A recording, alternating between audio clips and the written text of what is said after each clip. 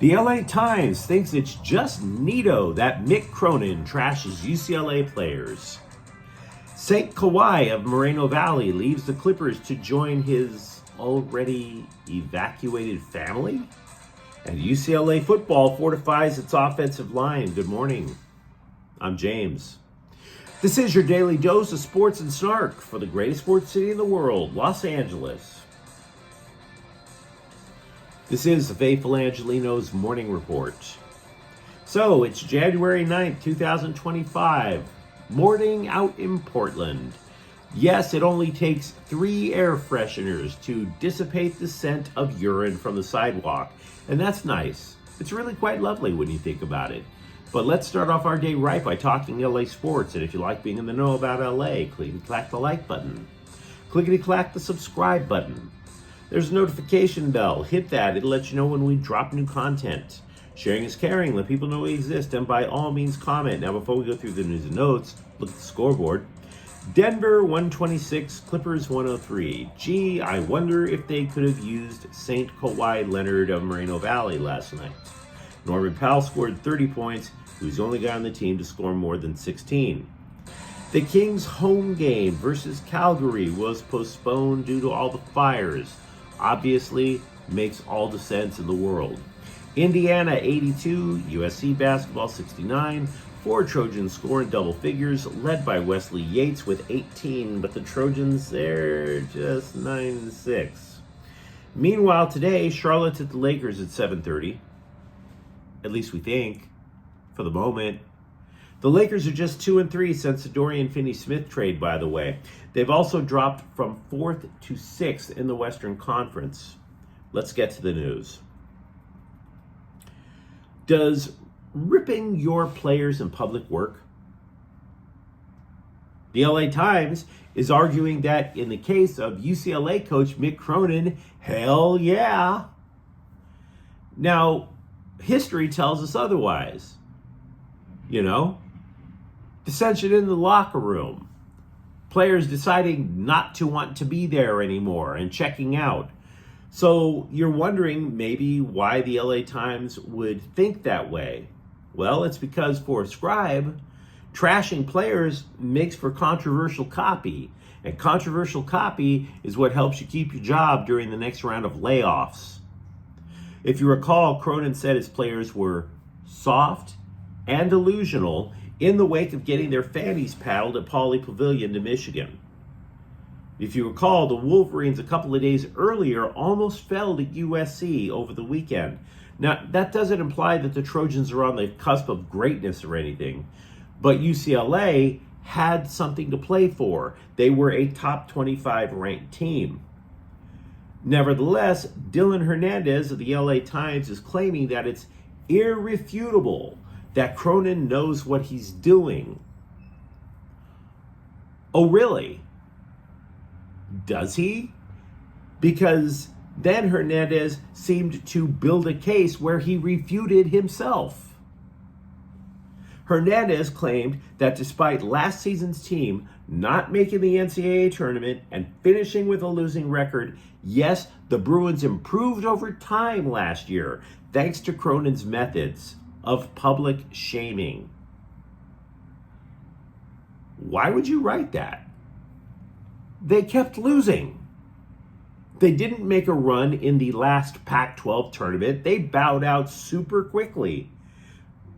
It was crazy all year long. Bruins would lose. Cronin would drag his players in public on almost a daily basis. So then what happens? They'd go out and lose again. Drag, lose, drag, lose. Then, toward the end of the year, Cronin publicly says that the vast majority of the players are not coming back next year because they suck. Thank you for that last kick in the crotch on the way out the door, coach. So Cronin scours the nation for players that he wants, and they suck too. Oh, okay. 2 totally different groups of players. Both were groups of players that you wanted. You say they both suck. And now it is irrefutable that Cronin knows what he's doing. Then to buttress this extremely flawed opinion, Hernandez points to quotes from the players. Said Eric Daly, quote, "I know we're not soft. I'm definitely not soft. The man next to me is not soft. They're just words right now. We got to show them that we're tough," unquote. Now, Hernandez is insisting that this is the reaction that Mick Cronin wants. And maybe he's right. Maybe that is the reaction that Mick Cronin wants. Because I'm not trying to say that Cronin has destroyed the locker room. What I'm suggesting is that he might have just destroyed the locker room, and there's still plenty of season left, just like last year. I'm suggesting that what Mick Cronin did is not irrefutably wrong. It damn well can be. I would even put the odds at very much more than half that it's going to be damaging. Because this is a major risk that he's taken on consecutive years. It blew up his hands. It blew up in his hands for the first year, could definitely blow up in his hands for the second year. I'm also suggesting that players considering UCLA in the future might want to think twice because of this hothead. Why would you want to risk a professional basketball career with Mick Cronin when the coach is very likely going to call you soft? What does that do to your draft status? Once you start trashing your players in public, once you expose what's going on in practice, you can't keep going to that well, because eventually you're going to fall into it. Tread carefully, coach. Tread carefully. Because right now, we can't even say for sure that UCLA is a better basketball team than USC. At least the Trojans almost beat Michigan. And that's the memo. There's going to be a couple of memos today. I try not to make this all about my opinions, but there's been some very strange things afoot in LA. And I'm not looking forward to telling you this. You're totally welcome to tell me I'm wrong on either Mick Cronin or St. Kahwi of Moreno Valley. But Kahwi Leonard left the Clippers to be with his family during the wildfires. I hate what I'm about to say. Absolutely hate it. Because I realize that the wildfires have harmed tens of thousands, maybe even hundreds of thousands of Angelenos. And here I am at work up in Portland. I'll be going back home tomorrow, but for the brunt of what's been going on, I've been away. But Kahwi Leonard's situation is not like the video clips that you are seeing online. Like Kahwi is like the poor dude who was sitting in his house with his dog while the entire house was going up in flames. That's terrifying. Leonard's family was already evacuated, and he left the team. Moreover, they probably evacuated to absolute luxury. Leonard, for example, owns a $13 million mansion in San Diego. So why leave? They're safe. Not to mention, why, out of the dozens of players in the NBA who live in or grew up in Los Angeles, St. Kahwi is the only one we know who left his team. After a lengthy history of abandoning his team for all kinds of reasons, he does it again. He does it again. With his family safe, in luxury. The guy missed the first 34 games this year, for Pete's sakes. Couldn't have possibly been a few shorter? And I hate saying this because, again, a disaster is devastating. But the man has a history of abandoning his teams for very little reason whatsoever. Ask the San Antonio Spurs. JJ Redick coaches the Lakers. He has a family in the Palisades, stayed with his team. The family evacuated. He stayed at work, to Redick's credit, because Redick told the press, quote, "Yeah, people are freaking out. I still got to be here. And once again, we have to refer to that idiotic all caps headline from Athlon Sports. In Kahwi, we trust. How do you trust that? How? Did he even offer to help his teammates back home? We don't know. He damn sure didn't fly with any of his teammates back home. They stayed with the team. In Kahwi, we trust. To leave for any reason. There's no belief that he even flew to LA. For all we knew, he went to his mansion in San Diego to kick back. Stunts again, he would pull with other teams. The only thing you could say about Kahwi Leonard on the plus side is at least he got back to town faster than the mayor.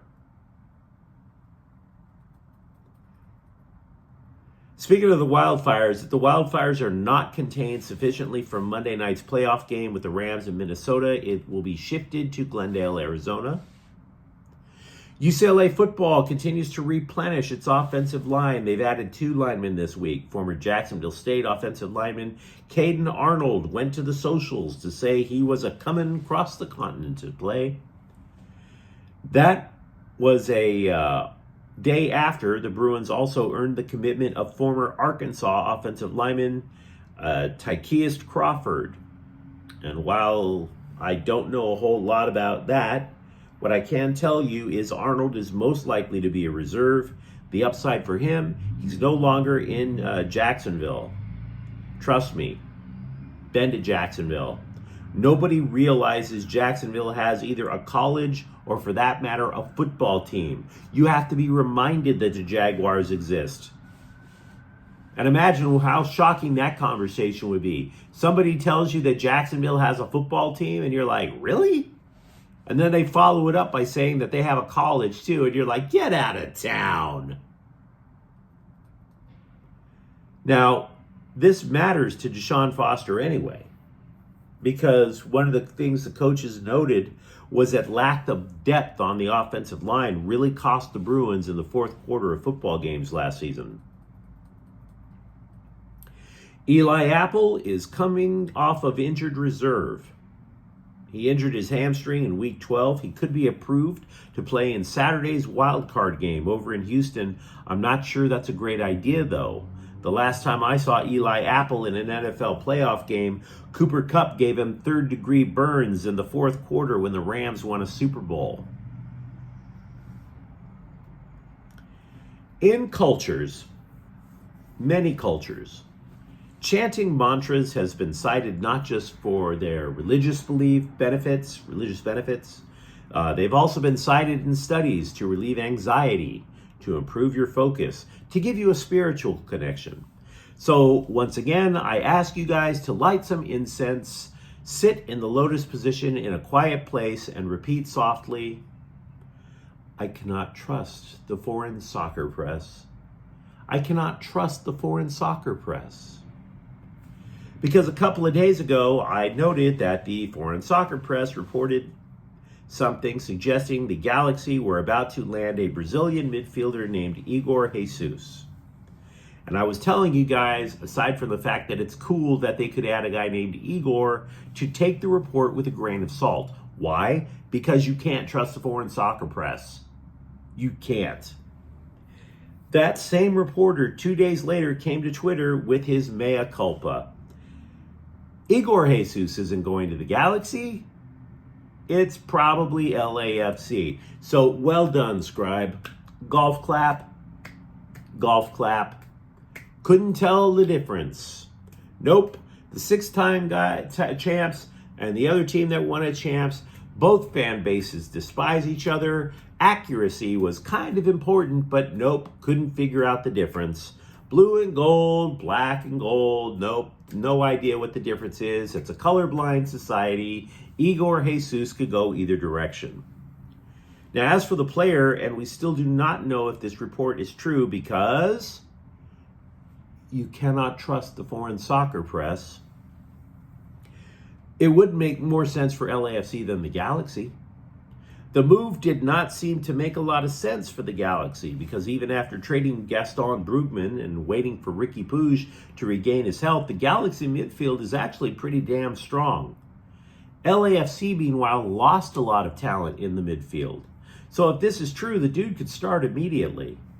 In the slightly larger picture, though, because the two fan bases are at each other's throats all the time, this is not exactly the own that some LAFC supporters made online. Reportedly, the Galaxy never even made a pitch for Jesus. In other words, they didn't need a midfielder. Meanwhile, LAFC looked at the market, they knew they needed a midfielder, and they signed one. Which for LAFC is a good idea. The scribe goofed. And at this moment, the Galaxy still have a better midfield. USC football has hired a receivers tight end coach from Colorado State. Chad Savage replaces Zach Hanson, who was promoted to offensive line coach after the departure of Josh Henson to become the offensive coordinator over at Purdue. These moves constitute arguably one of the most boring games of dominoes ever tipped. But whatever fortifies the Trojans after this transfer portal exodus, the better. But you let me know what you think in the comments thread. Talk to me, for example, about whether Mick Cronin may have lost his team with this latest public outing.